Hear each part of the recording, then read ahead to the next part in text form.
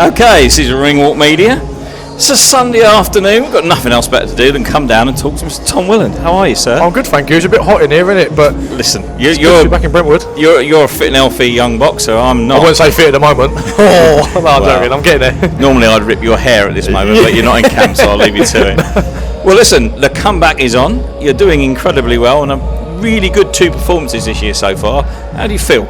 I feel great. I mean, the one after my loss was at the O2, so it was a big occasion. Yeah. But at the same time, I had to get back. I had to bounce back on a big card. Like after that, the cards after that obviously were never going to be as big as the O2. Of course not. So that was a perfect show to come back to. Sort of chuck me in the deep end, see if I can swim. Ended up swimming, got a good title shot afterwards. Yeah.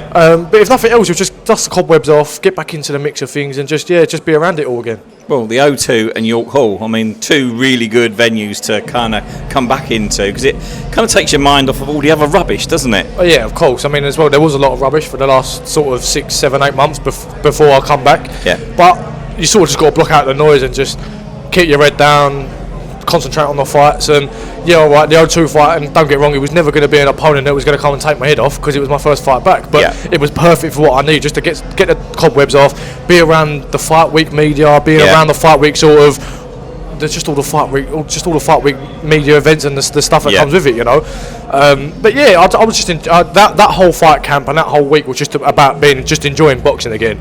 Then it got serious after that. And I think that's when you're at your best, when you're enjoying it. And you know, you're quite a sensitive boy, or man now. Yeah, but you take it very, very seriously, very much to heart, everything you do. So if you win, you're over the moon. If you don't get the result you want, it really hurts you, doesn't it? Absolutely. I mean, I think a big lesson that I learned from the loss was just that you just got to enjoy yourself. A happy fight is a dangerous fight, as cliche as that is. And to be honest, I don't think I was that happy going into the fight. I think I was just too focused on getting the win, putting too much pressure on myself to perform and do well, and everything else that I sort of ended up being a bit stiff, and I ended up thinking too much about it. And then afterwards, you end up just breaking it down too much. You just sort of I just had to learn to let it go, focus on what's next, and just try and enjoy it. And that was all that fight week was about. And then the performance after that at York Hall really did see that I was enjoying boxing again, and that was a hard 10 rounds, a hard fought 10 rounds. It was, and it was a good performance as well. I think we saw with you there a lot of freedom. I think that was the thing I would take from that performance. Yeah, I think there was a lot of freedom. There was a lot of differences. I think a lot of just enjoying the corner again. There wasn't nothing was as erratic, and we sort of had a game plan to the point where it wasn't like we've got to do this. We have to shut him down. It was like, listen, let's just see what we got in front of us. Yeah. It was just a lot more calm, and that for me, the calming bit was. You saw that in the later rounds. That was the thing. It just kept me adrenaline in check and just kept me going forward.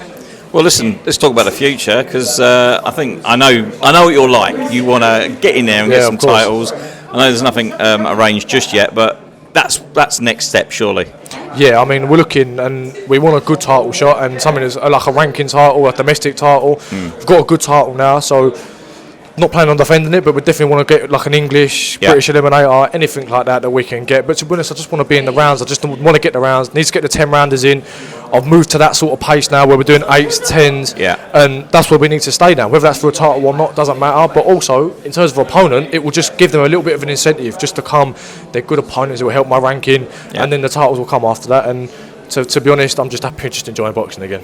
Well, it's nice to see a big smile on your face, mate. We always have a good crack with you, but you do take it very seriously, and we've loved watching your fights so far. I mean, you're 12 fights in now. This is the time when you're going to start positioning yourself for perhaps 2027 for the really big shots. And like you say, domestic route is a fabulous route to go. The English, the British, whatever it comes in front of you, I'm sure those fights are going to be that stepping stone you need to really. For us to see everything you've got, because I know we haven't seen it all. Yeah, definitely. I mean, I don't think I've showcased.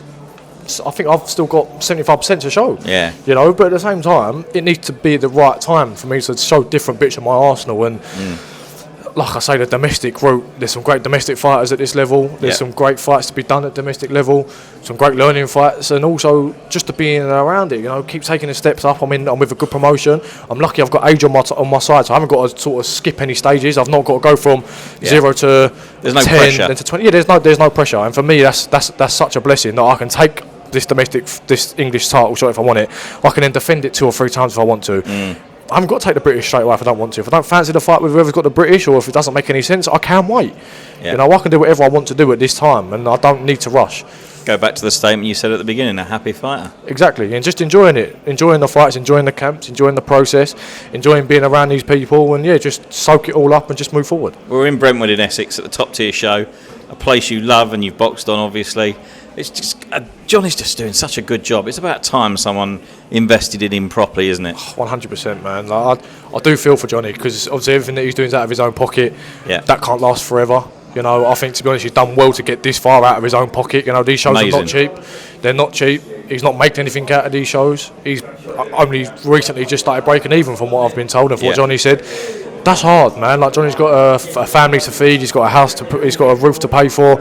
There's so many different things that outside of boxing you can't do without someone investing in him. No. And what people don't realise is, if we lose Johnny out of this game, the small hall does take a massive dip, because for Johnny to bridge the gap from small hall boxing to your big time boxing to your TV shows and everything else, this is the bridging. And without this, there is no potential talent coming through off the small hall shows. There's no eyes on the small hall shows, and it's just a big loss. It's a very, very big loss. And for anyone who wants to support Johnny, it's definitely a great investment. And for Johnny himself, I mean, the company that he brings into these shows, Eddie Hearns, you know, people like that that have come down and have shown support verbally as well as showing up at the shows. People don't do that if they don't think Johnny's going to go do good things for boxing and be in a good place. You know, it'd be such a shame to lose him. But yeah, we have to try everything we do to keep him here. Well, I don't think that's going to happen because he loves it too much. But like you say, DAZN here, they cover the shows. Maybe someone at DAZN can listen and go, you know what, right, well, we'll sign up with you for a couple of years and make life just a bit easier for him. People don't realise the little things add up, right? If you've got someone, and to DAZN, realistically, what does it matter? What does it change? They've got everyone now. What does it change to them to back a local boxing promotion? And he's got 7 title fights on tonight. Yeah. On a 10-fight card. What people don't realise is the boxers are paying for that themselves, because Johnny can't afford to pay for it. Yeah. You know, and that's hard for a boxer. Yeah. But that's small hall boxing, and this is why people like your DAZNs and your big companies that need to try and support Johnny. Not only are you supporting the promoter, but you're supporting the boxers coming through. Yeah. And for people bridging the gap and potential wasted talent off of these shows that are not being seen, that is exactly how you bring the next generation through into boxing. And then your Moses, your Talmas, who are going to be the superstars of boxing, you might be missing 4 or 5 on these small hall shows. You know, and you just don't know until you invest in it. But well, if it weren't for shows like this, we may not have seen you at the stage you're at. Well, yeah, exactly. I mean, I love these shows. You know, if I'm not fighting on him, I'm here watching. You know, I'm sure I'll fight on another one again at some point. But again, it's just, for us, bridging that gap is such a big thing. Yeah. You know, and I like it because it's at home for me. It's only 50 minutes away from where I live, so it's nice and local. It's a nice Sunday out. I can get home in 15 minutes. It's nice and easy. I'm supporting my friends, people that I've sort of grown up with, been around the amateurs with. Support Johnny, who I've known for a long time. So for me, it's a blessing to be here. But at the same time, someone needs to keep these shows going. I agree indeed. We travelled down from Manchester just for these shows Sunday afternoon, and we love them. And the quality of the fights are great. And you know, let's long live.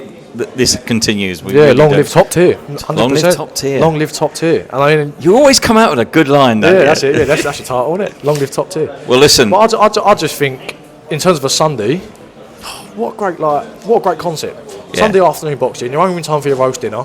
It's on DAZN. You can watch it. But well, you can stop at a carvery on the way home, can't you? You'll be all right. Carvery? You'll be all right. Oh, come on, lads. Well, listen, we wish you the best for the rest of this year. Hopefully you make the right step and get that title shot that you want.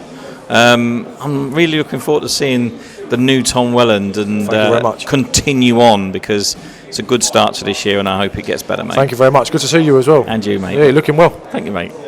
Don't flatter me now. No, don't be You just ripped me before. Oh, I didn't. That's a biggest lie. Right, mate. Have a good one. Thank you very much.